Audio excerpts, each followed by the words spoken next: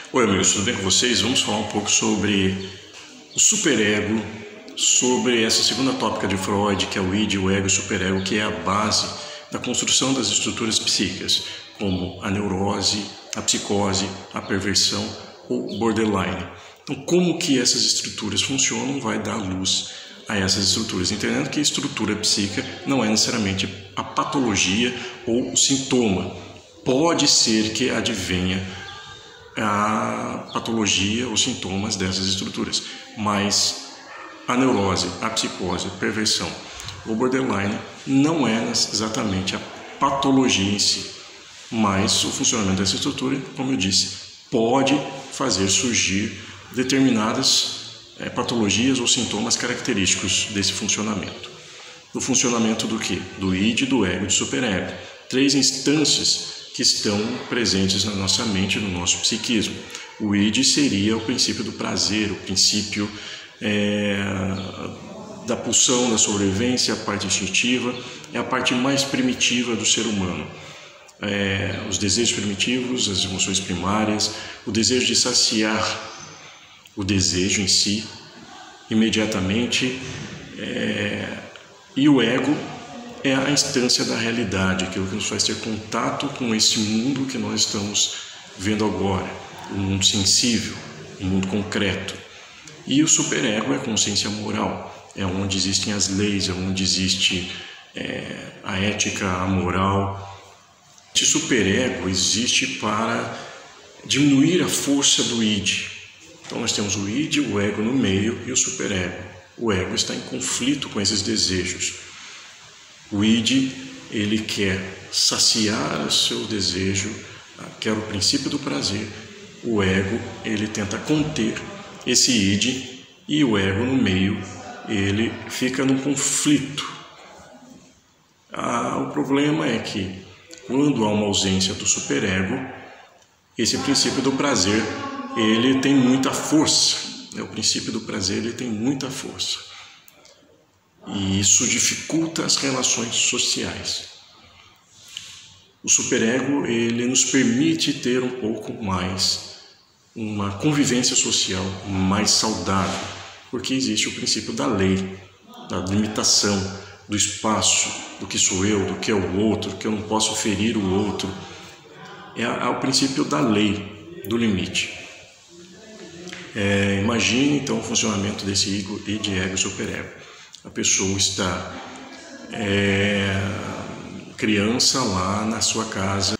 A mãe faz uma sobremesa deliciosa, mas está na hora do jantar e ela diz assim: você precisa jantar na comida ali salgada antes de comer a sobremesa.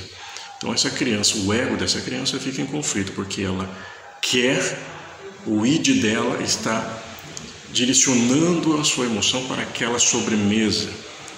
Mas existe uma consciência moral, que é o superego, que diz: não, você precisa jantar antes. Então esses são os conflitos. Quando não tem esse superego, ela vai e come a sobremesa, porque não há nada que a prive. E nessa questão eu gostaria de falar sobre o superego, porque na estrutura da neurose o superego ele é mais rígido, ele existe mais fortemente, que é a estrutura da lei. Então, na neurose se permite uma convivência um pouco melhor com o outro, porque existe a lei, existe o não pode, não deve fazer isso. Então, a psicose ela tem um superego parcial, que não contém muito instinto, por isso existe muito surto, existe o surto da raiva, do ódio, existe uma dificuldade nas relações com o mundo externo, com a sociedade. O outro é meu inferno, o outro é meu problema. A perversão, ela também tem esse superego mais ausente. Por isso não sente muita culpa, não há nada que impeça de atingir ou ferir o outro. Eu causo dor no outro, eu perverto a lei. Então esse superego é mais ausente. O borderline, ele também é parcial, porque o borderline transita ali entre a neurose e a psicose. Então um superego que não é muito rígido também. Então existe uma certa dificuldade com os limites e as relações com o outro.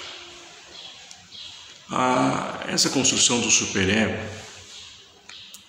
segundo essa ideia da psicanálise, vai surgir ali no momento edipiano, no complexo de Édipo, quando ali nos 4, 5 anos de idade o filho está enamorado pela mãe, ou a menina está enamorada pelo pai.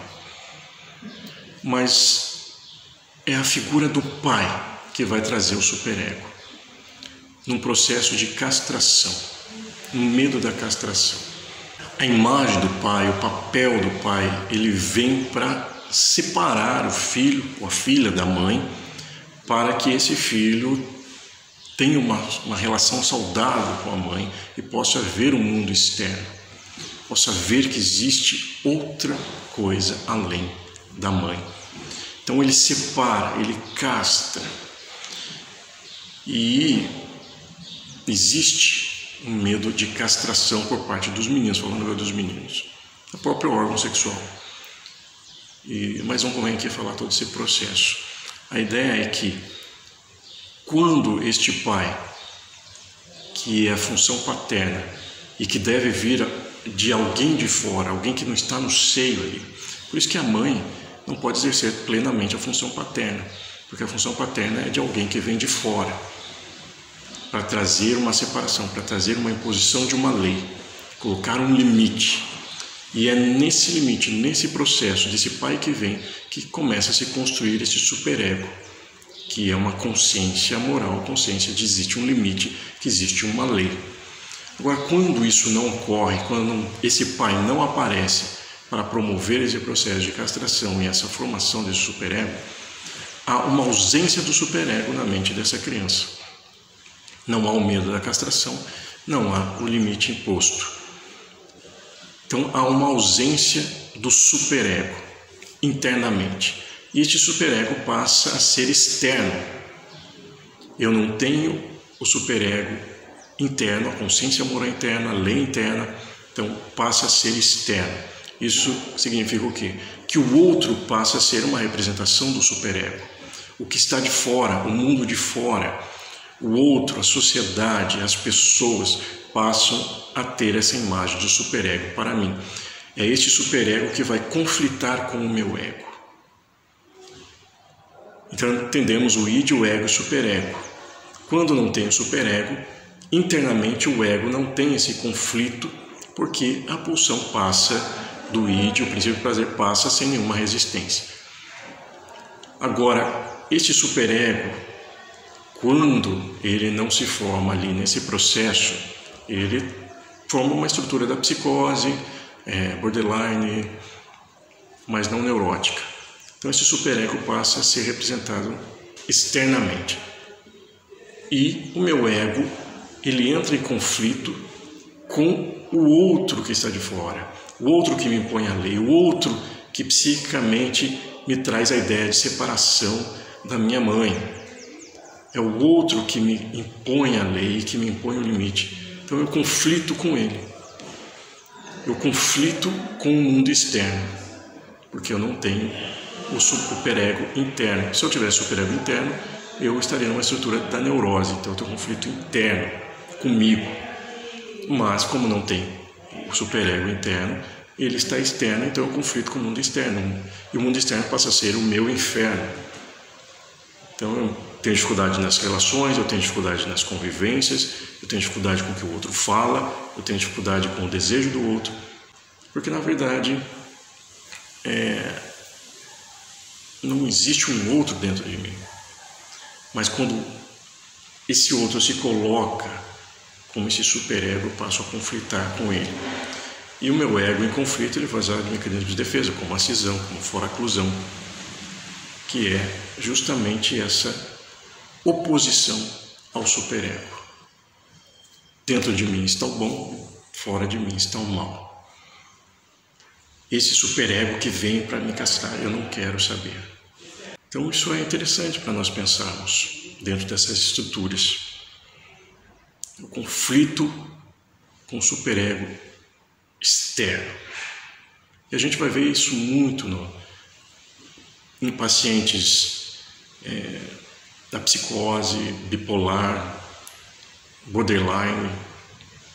O problema é o outro, o mundo,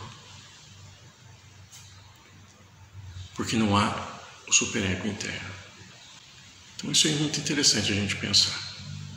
E esse tipo de construção psíquica a gente vai ver refletida nas escolas, a gente vai ver refletida numa eleição, você vai ver refletida em muitos contextos sociais onde realmente não teve a presença da figura do pai. Você vai ver nesse tipo de personalidade. Por isso a função paterna é extremamente importante na vida de uma criança, para construir esse superego, para que ele se torne interno, simbolicamente interno. Porque se ele não estiver interno, ele vai estar do lado de fora. E será muito difícil você reverter isso dentro de uma pessoa. Será muito difícil você colocar esse superego novamente dentro da pessoa. Essa consciência moral, essa lei interna.